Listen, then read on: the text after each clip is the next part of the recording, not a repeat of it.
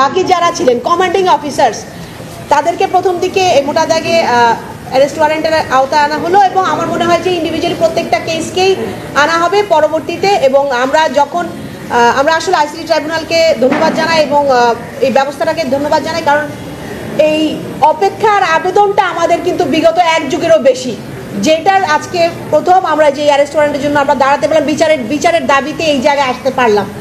তো ইনশাল্লাহ আমরা সামনের যেই দিনগুলোতে আরও স্বচ্ছ ন্যায় বিচার নিয়ে সামনে আসতে পারবো এবং প্রত্যেকটা পরিবার জানতে পারবে তার পরিবারের স্বজনের সাথে আসলে কি হয়েছে। শেখ হাসিনা কতটা পৈশাচিক ছিল আমরা এখন বুঝতে পারতেছি। এখন যারা এই কাজ করেছে তারাও আমার সাথে কথা বলেছে, আমিও তাদের সাথে কথা বলেছি।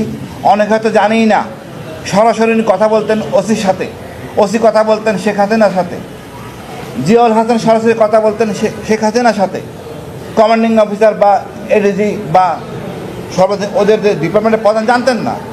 এই যে শর্টকাট সিস্টেম বড় দুঃখজনক। 22 সালে যখন বলা হলো আমি গুম হয়েছি পুলিশের কাছে, তার একদিন পরেই আন্তর্জাতিক টিমে আসলেন, ওখানে উনি বললেন আমি স্বেচ্ছায় গুম হয়েছি। পুরা মেকানিজমটাই ছিল দুর্বৃত্তি ভরা, লজ্জা। একটা সরকার কিভাবে এই কাজ করতে পারে, তার বাহিনীকে দিয়ে আমাদের সেনাবাহিনীকে ধ্বংস করেছে। বিডিআর বিদ্রোহ যেটা বলি আমরা, বিদ্রোহ না হত্যাকাণ্ড যেটা বলি, এইটা একইবারে আমাদের র্যাব পুলিশ সব কিছু করে দিয়েছে। আমরা লজ্জিত। আমরা আশা করি এই সরকার কাছে ধন্যবাদ জানাই যে আমরা বিচার পাচ্ছি, ইনশাল্লাহ বিচার